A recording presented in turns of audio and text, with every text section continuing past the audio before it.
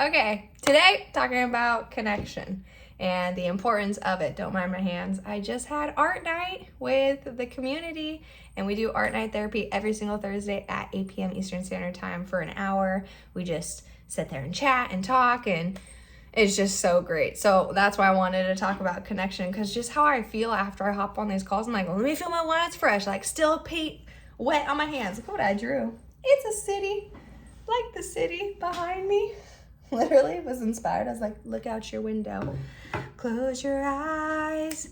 Give me your hand and I'll be there. Anyways, so yeah, the opposite of addiction is connection. You need connection. You need people. You need people who get it, who understand, so you don't feel weird or like you're doing something odd or whatever, right? It's like, if you want to live a life, no matter of where it is you're on your sobriety journey, if you just want to quit alcohol, you don't have to be at some rock bottom. You don't have to be at an emotional rock bottom. You could just look at alcohol for what it truly is and just be like, I don't want it in my life anymore. I want to reach my ultimate consciousness. I want to fully be awake. I'm sleeping on life. I could be doing more and I know it, but every time I drink, I feel a little bit sluggish. I feel a little bit like I'm, just coasting through life where I could be doing way more. And when you are in this community, right? I know I'm biased because it's my community. It's like, relax, Shy. But no, it's amazing. Like, these women and their stories and their energy and their ability to want more out of life is just so infectious. And it's so, or contagious. I don't know what the fucking word. I'm just so pumped up right now. I'm just like so happy because not only do we talk about sobriety, right? It's like we talk about so many other different elements to what gets us to that point of even wanting to drink, right? The normalization that's in our culture to like drink for every freaking emotion under the sun. You're happy, drink. Sad, drink. Angry, drink.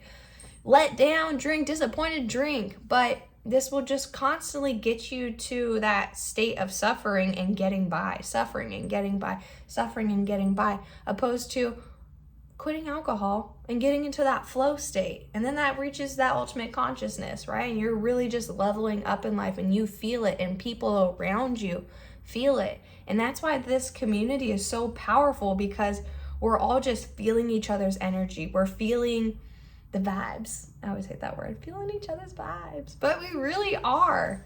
Like, I've never met such a cool girl group, and I just feel even more excited because I'm the one who freaking created it. I'm the one who's like, we're going on the school platform, we're gonna have art night, we're gonna have 3 weekly calls during the night and 3 weekly calls during the day, Monday, Wednesday, Friday. I'm gonna sprinkle in streaming movies and sprinkle in art night and actually make it feel like a community. And then from this, I'm going to make retreats. I'm going to make it so we can all meet in person. And just like talking about it with the girls tonight, like, I'm geeked up. I'm like ready to do this event now. Like, I feel like I'm healing so many parts of myself by having so many people who get it, who are in the same mindset, in the same area in life, and are like, we're tired of drinking and we want to be here. We're done with drugs and we want to be over here. I'm like moving my camera. It's just so freaking amazing. And I've dedicated my life to doing this. So like, I'm just on the early stages of creating this community. Like, where it's going to be a year from now is, I don't even know, because what I've been able to do in such a short amount of time is unreal. And I do believe that when you're genuinely present and you genuinely care about the change of others, and this is something that people can feel is your passion, you move mountains. Like, my Instagram started this all from just posting a real post of me crying and me explaining like that. The hard part isn't drinking. The hard part is sitting with your shit and being able to be the person that you see looking in the mirror, looking back at you as the one that you admire most, even on the hard days, showing up for yourself.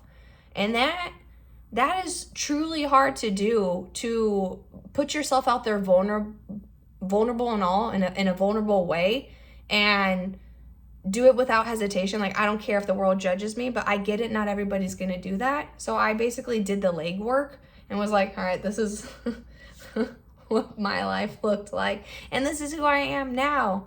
And I'm so much more happy. And I'm not white knuckling it or using motivation or willpower. No, I've just reframed my view towards alcohol. And I've seen it for exactly what the fuck it is.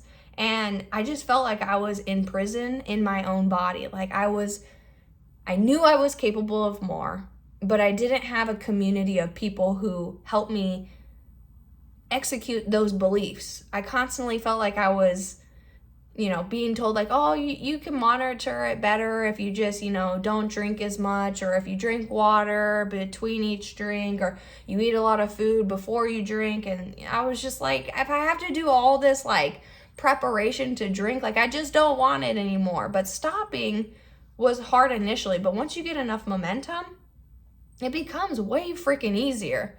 And I feel like a lot of people are waking up on this. That's why non-alcoholic beverages are offered way more at a lot of places now, because so many more people are seeing alcohol as they see cigarettes. And they're seeing that, back in the day, people were smoking cigarettes on planes and smoking in hospitals, until one guy was like, hey, secondhand smoke. Maybe we shouldn't do this. It's toxic for everyone's bodies.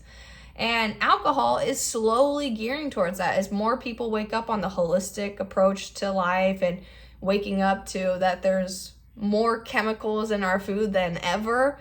People are also realizing that, hey, maybe alcohol, ethanol, carcinogen doesn't freeze in a freaking freezer. Probably not good for my insides. Probably not worth the 1 hour high that it gives me for the 3 days of pain I feel after, right? And it's just constant just cycle of, I feel really good not drinking, and then I drink and I feel like shit, dog shit, and then I feel better, right? And I get it, this isn't gonna hit the younger audiences because, they're gonna be like, you old bitch. I'm 18, I'm 20, I never get a hangover. Oh, but you will. And they're the worst, right? And then people drink because they have anxiety, or they have, depression or uncertainty. And then what happens when you drink is your anxiety doubles, if not triples. It becomes hangxiety, right? You're hungover and you still have that anxiety. You're stressed out. It's like you're releasing cortisol levels in your body that are just spiking through the freaking roof, dog. It's just so you're double stressing out. And then the uncertainty, you don't have a clear direction when you're drinking, because all you're thinking about is that next drink, or, what's the next event, or what's the next this or that. It's like keeping you down, keeping you dumb, keeping you dull, rather than, what do I want out of life? What will truly actually make me happy? Not temporarily happy. What will really make me happy? Longevity, right? Delayed gratification, all things that are foreign to us now in our society, because Instagram, Instacart, instant gratification, just insta hit. But when you're in a community and you have that connection of other people who just get it, it's like you start to be proud. Like a vegan is that they don't eat meat. They're like, I don't eat meat.